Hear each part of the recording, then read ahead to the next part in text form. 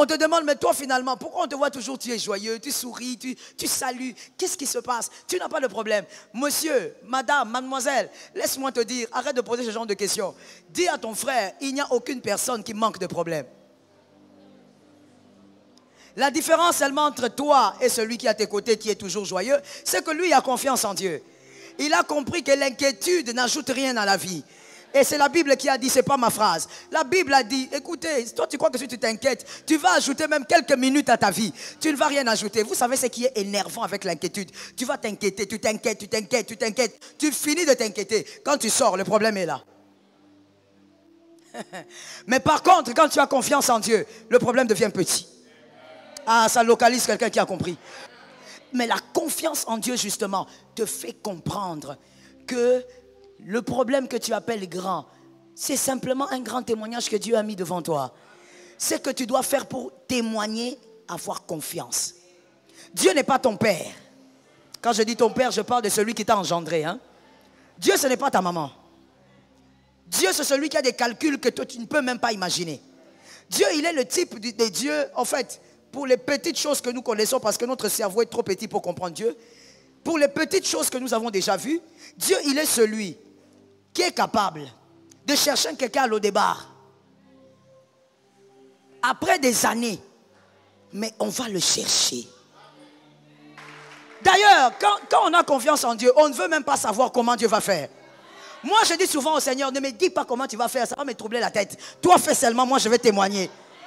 Est-ce que quelqu'un m'a entendu? Toi, fais seulement, moi, je vais célébrer. Celui qui a confiance en Dieu va vaincre les batailles sans prière.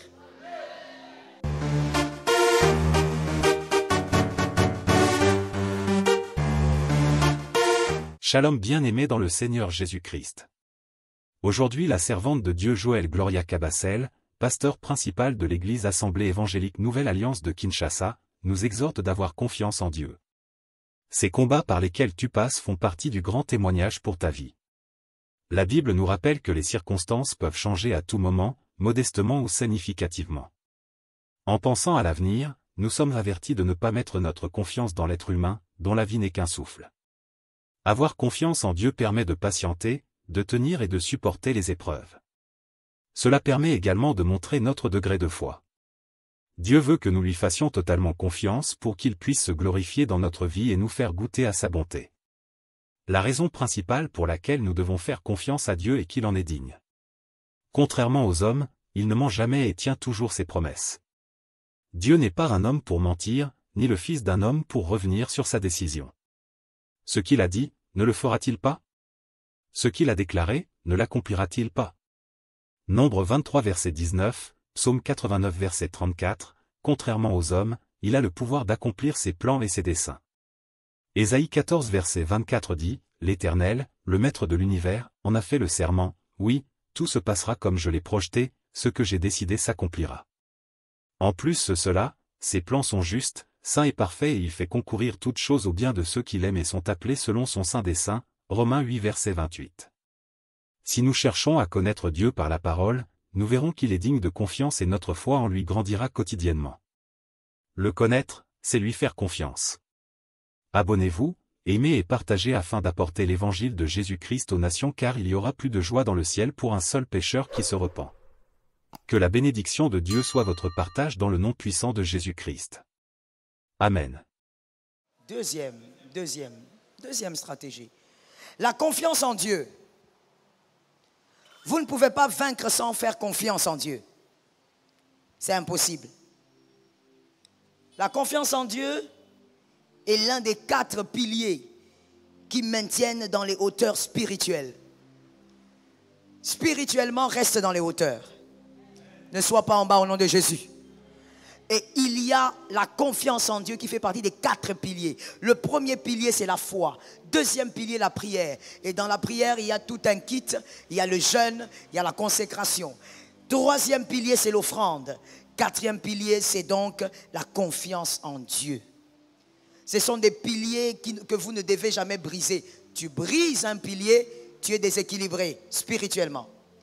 La confiance en Dieu vous donne la victoire alors que le diable vous oppresse. La confiance en Dieu vous donne la joie alors que le diable vous accule. C'est là où vous entrez dans le verset qui dit « Soyez toujours joyeux ». On ne va pas comprendre. Pourquoi tu es joyeux? Est-ce que tu as tout? Non, je n'ai pas tout, mais j'ai confiance en Dieu. Ah, j'aime cet amen-là. On te demande, mais toi finalement, pourquoi on te voit toujours, tu es joyeux, tu souris, tu salues. Qu'est-ce qui se passe? Tu n'as pas de problème. Monsieur, madame, mademoiselle, laisse-moi te dire, arrête de poser ce genre de questions. Dis à ton frère, il n'y a aucune personne qui manque de problème. La différence seulement entre toi et celui qui est à tes côtés, qui est toujours joyeux, c'est que lui a confiance en Dieu. Il a compris que l'inquiétude n'ajoute rien à la vie. Et c'est la Bible qui a dit, c'est pas ma phrase. La Bible a dit, écoutez, toi tu crois que si tu t'inquiètes, tu vas ajouter même quelques minutes à ta vie. Tu ne vas rien ajouter. Vous savez ce qui est énervant avec l'inquiétude? Tu vas t'inquiéter, tu t'inquiètes, tu t'inquiètes, tu t'inquiètes. Tu finis de t'inquiéter. Quand tu sors, le problème est là. Mais par contre, quand tu as confiance en Dieu, le problème devient petit. Ah, ça localise quelqu'un qui a compris. Le problème devient tout petit. Parce que tu as confiance en Dieu. Vous savez, moi je préfère la confiance en Dieu. Je vais peut-être vous étonner, mais moi je préfère, au fait, je suis plus à l'aise dans la confiance en Dieu que dans la foi. La foi me demande des fois beaucoup d'efforts. Je ne suis pas comme mon mari. Lui, c'est un homme de foi. Moi, des fois, la foi me demande beaucoup d'efforts. Mais la confiance en Dieu, je suis très à l'aise. Pourquoi? Parce que celui qui a confiance en Dieu n'a pas besoin de savoir comment, pourquoi, où. Comment il va faire, ça ne me concerne pas. Quel chemin il va prendre, ça ne me concerne pas. Tout ce que je sais, c'est qu'il va prendre un chemin. Ah oui. C'est ça la confiance en Dieu.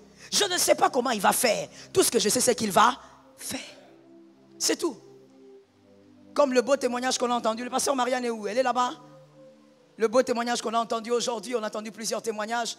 Je parle de la Cité Verte parce qu'on clôturait une retraite. Et donc, lorsque le monsieur nous a amené la photo de sa fille, le vendredi, n'est-ce pas? C'était le vendredi. Il a amené les photos de sa fille qui était dans le coma depuis plus de 2 mois, c'est ça, hein? Sa fille était dans le coma depuis plus de 2 mois et puis il amène la photo un vendredi et c'est moi qui avais prêché ou je ne sais plus. En tout cas, quand il est venu, il m'a parlé à l'oreille. J'ai regardé. J'ai dit, comment? Je ne sais pas. Comment, ça ne me concerne pas. Tout ce que je sais, c'est qu'il est écrit. J'ai confiance en ce qui est écrit. Je dis, il est écrit par ses meurtrissures. Tu es guéri. Ce n'est pas que, voilà, comme c'est les comas, il faut un peu faire fada. Non, non, non, comme c'est les cas, 2 mois, un enfant de 8 ans. Non, non, non. Ça, il faut vraiment faire des stratégies, il faut faire beaucoup de grimaces.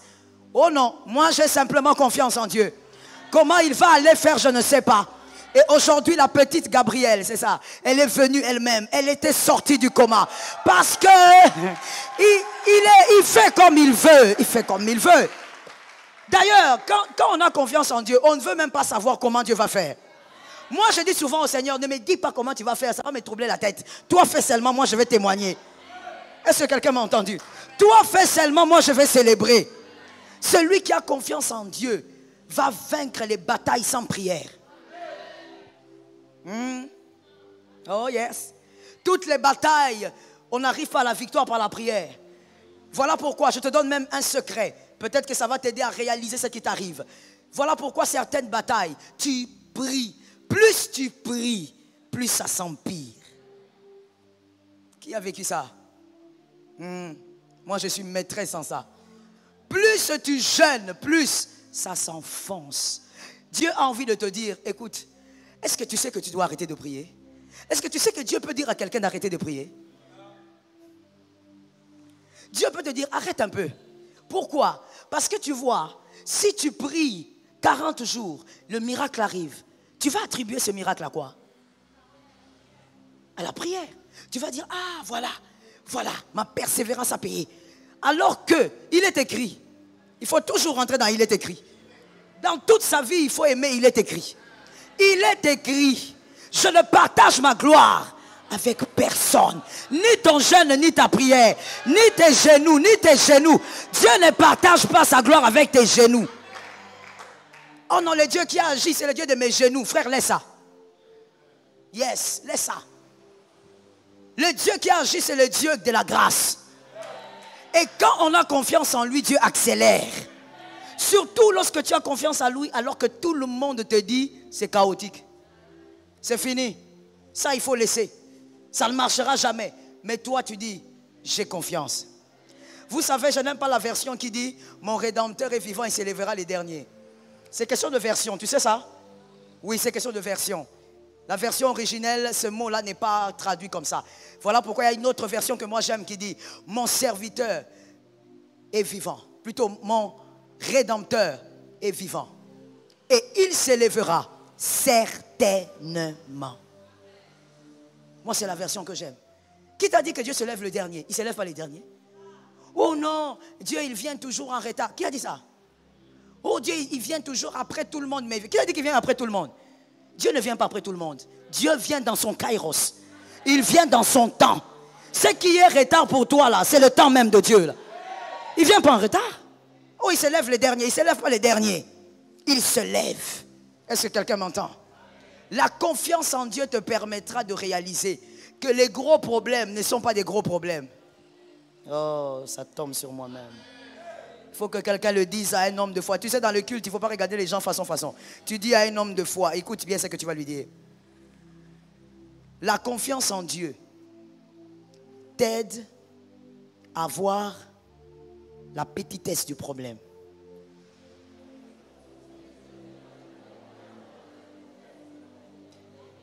Il y a des gens qui aiment dire, j'ai un gros problème. Tu n'as pas un gros problème. Je répète encore pour un homme de foi.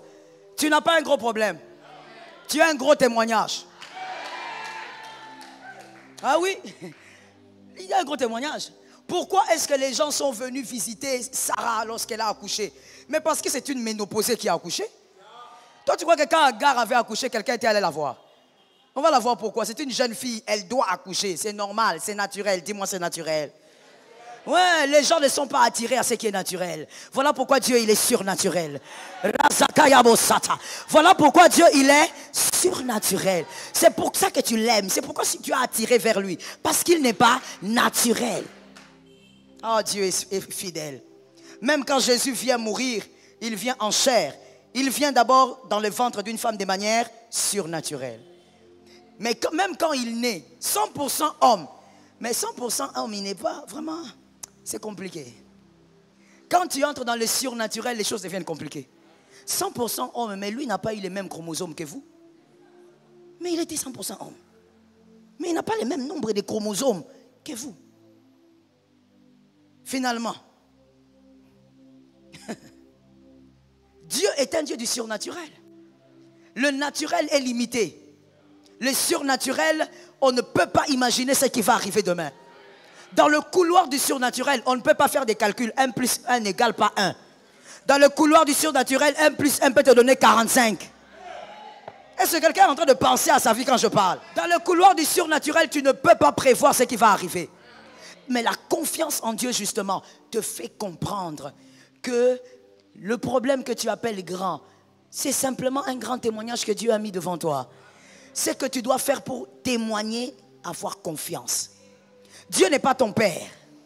Quand je dis ton père, je parle de celui qui t'a engendré. Hein? Dieu, ce n'est pas ta maman. Dieu, c'est celui qui a des calculs que toi, tu ne peux même pas imaginer. Dieu, il est le type de Dieu, en fait, pour les petites choses que nous connaissons, parce que notre cerveau est trop petit pour comprendre Dieu. Pour les petites choses que nous avons déjà vues, Dieu, il est celui qui est capable de chercher quelqu'un à l'eau des barres. Après des années, mais on va le chercher. Lui-même, il a déjà oublié qu'il est le fils de Saül. Lui-même, perclus des pieds, il a déjà oublié que c'est un prince. Mais Dieu ordonne par David qu'on aille le chercher. Dieu, il est le type de Dieu, de mystère, qui peut prendre une femme moabite, il la connecte à un Israélite. Et ce n'est pas n'importe quel homme qui l'épouse, c'est un homme bien équilibré dans sa vie. Dieu, c'est le type de Dieu qui, dans les ordures, sort la gloire. Là où tout le monde ferme le nez, lui, il va sortir les choses glorieuses là-bas. Les mêmes personnes qui avaient les nez fermés vont venir acclamer le témoignage, ça tombe sur moi-même. Les mêmes personnes qui étaient là en train de dire, ça c'est quel genre de vie? On savait qu'il allait finir comme son père. Ce sont les mêmes qui viendront prendre des photos pour dire qu'est-ce qui s'est passé avec ces garçons. Il est passé par où? Il est passé par le chemin de Dieu. Dis-moi le chemin de Dieu. Parle avec autorité, dis-moi le chemin de Dieu. Sur le chemin de Dieu, tu passes et les hommes ne calculent pas. Les hommes ne comprennent pas les calculs de Dieu. Là où il y a des ordures, Dieu élève des princes. Voilà pourquoi j'ai l'habitude de te dire, n'est-ce pas? Attention mon frère, attention ma soeur, tu risques de passer à côté de l'opportunité. Toi tu regardes ton voisin, tu regardes sa chemise et tu lui donnes le respect d'une chemise de 5 $. Tu lui donnes le respect d'une chemise de 10 000 francs. Vous comprenez? Quand tu vois quelqu'un porter un super 100, tu dis ok, là au moins on peut parler, là au moins nous sommes sur la même longueur d'onde. Bonjour monsieur, vous allez bien? Là maintenant tu changes même ta démarche parce que tu dis il est quand même habillé à 300 $, il est habillé, mon frère c'est rien. Donne-moi un amen, qu'il y a quelqu'un qui comprend. Je dis c'est, dis à ton voisin c'est rien. Change de voisin, il est façon. Dis à l'autre, c'est rien. Dis-lui, c'est rien. C'est rien de rien. Je répète, c'est rien de rien de rien. C'est rien de rien de rien de rien. Les temps et les circonstances dépendent de Dieu. Dieu peut changer le temps et les circonstances. Dieu peut impacter le temps et les circonstances. Dieu peut laisser les hommes hébétés par le temps et les circonstances. Je dis à quelqu'un, celui qui respecte ta chemise s'est trompé. Lève ta main droite et dis-moi, il s'est trompé. Tu sais pourquoi? Parce que toi, ton respect est caché dans la saison. Ton respect n'est pas caché dans le pantalon, chemise, robe, tout ça. Oh, la fille là qui porte toujours la même robe là. La fille là qui porte toujours la même jupe. Fais attention avec ces gens de filles là. Ce sont des faillards. Ce sont des surprises de l'avenir. Fais attention avec ces gens de filles. Qui vient à l'église toujours avec la même jupe. Si j'étais toi, de temps en temps à la fin du culte, donne-lui un petit transport. Tu es en train de s'aimer. Un jour, elle se souviendra de toi. Vous savez, monsieur, je vais vous dire quelque chose qui est peut-être étonnant. J'ai souvent l'habitude de donner ces témoignages dans les cultes des femmes. Quand je suis revenu de la Tunisie avec mon mari, on avait notre fille aînée, elle était toute petite. Mon beau-père nous avait pressé de revenir. Et donc, j'ai laissé toutes mes valises et j'ai priorisé les histoires de ma fille. Puis je me suis dit, là où on va là-bas, Sarajevo. J'ai pris seulement les valises de ma fille. Arrivé ici, monsieur, moi par la grâce de Dieu, j'ai grandi sans complexe. J'ai eu un père qui m'a fait grandir. Monte, descend, je suis moi. Je suis arrivé, nous sommes arrivés, on a commencé à aller au culte. Alors il s'avère que moi, comme j'avais priorisé les habits de ma fille, je n'avais amené qu'une seule robe bazin. Je me rappelle de ça, c'était brun noir. Voilà, Marianne, elle se rappelle, elle a dit amen. Les témoins sont là. Si tu peux douter, tu poses la question. J'ai porté ça chaque dimanche. Oui. Chaque dimanche, je portais ça. Je viens au culte, je me mets derrière, comme j'avais mon bébé, je me mets derrière pour qu'elle ne dérange pas. On est là. On termine, on rentre. Un jour, la dame, elle est là jusqu'aujourd'hui. Bon, elle est là, ça veut dire, elle est là. Elle vient de temps en temps à la Cité Verte. Elle me dit, mais de manière vraiment très minimisante. Mais on ne comprend pas. Papa, il y a des femmes courageuses sur la terre ici. Hein. Comment je dis aux hommes que vraiment, si moi j'étais un homme, j'allais rester célibataire. Les femmes ici, aventurières comme vous les voyez là, très dangereuses. Elle a le courage de venir. Mais bonjour, j'ai dit bonjour. Mais attends, on ne comprend pas. Toi, depuis que tu es venu de la Tunisie là, seulement une seule robe. Tu ne vas pas changer. Elle fait une virgule. Mais ton beau-père est DG. Comment est-ce que vous voyez le serpent? Comment est-ce que toi tu as toujours la même robe? Ça fait quand même 4 dimanches. Il faut un peu changer, non? Mon frère, elle a parlé, je l'ai laissé le temps de parler. Quand elle a terminé, je lui ai demandé, tu as fini? Il dit oui. J'ai dit maintenant je vais me positionner pour te répondre. Il faut que je prenne la position. Je lui ai dit, tu as dit que qui était DG? Non, mais ton beau-père, hein, ton beau-père. Je dis exactement. Je suis marié à son fils. Mon mari n'est pas DG. C'est mon beau-père qui est DG. Tu vois cette robe-là? Je la porterai encore.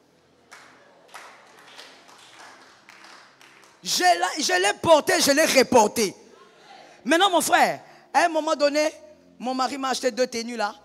Au lieu que je les mette le dimanche, non. Na komi ko la ta robe wana na kanda. Ténacité car na robe wana. Borole mangai. Je viens avec à l'aise. Mon mari me dit, ah, mais toi aussi, Jo. Je dis, mais le problème, c'est quoi? Moi, j'aime cette couleur ici. Hein? Lui ne savait pas que moi, j'avais déjà un autre deal. Je veux montrer à quelqu'un que l'être humain, son avenir n'est pas caché dans ses vêtements. Sa gloire n'est pas cachée dans ses vêtements. Tout peut basculer à n'importe quel moment. Voilà pourquoi je veux dire aussi à quelqu'un, sors des complexes. Sors des complexes. Ce n'est pas le vêtement qui fait ta valeur. Ce n'est pas le vêtement qui fait ta valeur. Tu es tout à cause de ton identité. Tu es tout à cause de Jésus. Tu es tout à cause de ton salut. Tu es tout à cause de ce que Dieu a dit de toi. Dieu a déjà parlé sur toi. Voilà pourquoi tu es grand. Il est écrit, vous êtes une race, un sacerdoce. Tu es roi. Avec culotte, tu es roi. Avec jupe, tu es roi. Peu importe ce que tu portes, je dis tu es. Tout ce que le Seigneur a demandé, habillez-vous dès ça. Si c'est décent, mon frère, ne me complique pas la vie. Il est question de décence. Il ne faut pas me compliquer la vie. Oh, non, pourquoi maman? Pourquoi tu ne portes pas la jupe? Je ne suis pas à l'aise. Ah mais oui, chacun sa chose. Je ne suis pas à l'aise avec. Tu veux me faire porter ça pourquoi? Je ne suis pas à l'aise avec. Tu ne me trouveras pas avec. Tu chercheras et tu chercheras. Dieu a dit la décence, je reste dans la Bible. Si tu me démontres dans la Bible que être chrétienne, c'est seulement mettre une jupe, je vais m'incliner. Parce que moi, j'honore la Bible. Mais si tu ne me montres pas ça, c'est la décence. On reste dans la décence. Je dis à une âme, fais confiance en Dieu même quand les hommes ne sont pas avec toi. Ah, ça localise quelqu'un. Tu n'as pas besoin de quelqu'un pour faire confiance en Dieu. Tu avais aimé Jésus toi-même. Maresakaya. Tu marcheras avec Jésus toi-même. Tu seras sur le couloir toi-même. Tu avanceras avec Jésus toi-même. Tu n'as pas besoin de quelqu'un d'autre pour faire confiance en Dieu. Tu n'as même pas besoin de ton jumeau pour faire confiance en Dieu. Tu as besoin d'être avec Jésus. Tu sais ce qu'il t'a dit. Tu sais là où il t'amène. Et d'ailleurs, je n'ai pas besoin de savoir là où Jésus m'amène. Tout ce que je veux savoir, c'est qu'il est là. Que quelqu'un me dise on avance avec Jésus. Que quelqu'un me dise on avance avec Jésus. Je n'ai pas besoin qu'il me dise tous les détails là. Non, non, non. Voilà pourquoi, excusez-moi encore de parler de moi, je ne raffole pas trop des prophéties. Non, mon mari le sait. Je ne raffole pas trop des prophéties. Parce que pourquoi? Ce qui compte pour moi, c'est que Dieu m'a déjà dit dans la parole. Il m'a déjà parlé, ça me suffit. J'avance, je fais confiance en Dieu. Je dis à quelqu'un, fais confiance en Dieu. Même lorsque tes propres frères ne sont pas avec toi. Est-ce que quelqu'un m'entend bien? Je finis en disant à quelqu'un, on ne peut pas avoir tous la même confiance en Dieu. Parce qu'on n'a pas tous la même grandeur de destinée. Il y a des personnes, tu vas le voir dans le chaos le plus total, mais ils croient. Ils s'accrochent. Je dis à une âme, tu peux lever ta main droite et me dire, je ferai confiance en Dieu. Que quelqu'un d'autre me dise, quoi qu'il arrive, je vais faire confiance à Dieu. Que quelqu'un d'autre me dise, malgré les combats, malgré les problèmes, je choisis de faire confiance à Dieu. Alors je décrète sur ta vie au nom de Jésus. Tu pleureras, mais Jésus sera là. Tu seras combattu, mais Jésus sera là. Tu seras acculé, mais Jésus sera là. Malgré les larmes, Jésus sera là. Les hommes partiront, Jésus restera. Les hommes oublieront, Jésus restera. Les hommes te trahiront, mais Jésus restera. Lève-moi tes deux mains. Oh, tu vas dire à Dieu, Seigneur, aide-moi à te faire confiance. Malgré la réalité que je vois, aide-moi à te faire confiance. Est-ce que comme un seul homme, nous pouvons déclarer, Jésus, aide-moi à te faire confiance. On est prêt? On y va. 1, 2, 3. Commence à parler au Saint-Esprit. J'aime ta foi. Parle au Saint-Esprit. Oublie que tu es dans une salle avec quelqu'un. Oublie-toi. Parle au Saint-Esprit. Aide-moi, lève tes deux mains. Nous allons déclarer comme un seul homme. Nous allons déclarer 3 fois. Je sais que ce combat ne me tuera pas. Tu es là. Est-ce que quelqu'un peut le dire avec moi? 1, 2, 3. Yes. 2. Oh Saint-Esprit. 3. Parle avec ton âme. Parle à Jésus. Pense à tes combats, à tes défis.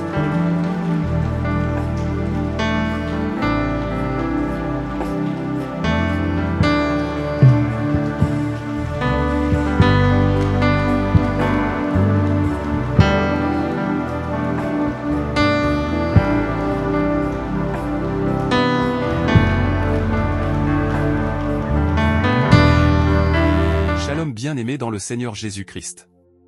J'espère que vous avez aimé cette vidéo. Abonnez-vous et partagez pour porter l'évangile de Jésus-Christ aux nations, car il y aura plus de joie dans le ciel pour un seul pécheur qui se repent. Merci de faire partie de notre famille Wonderful Jésus-Christ.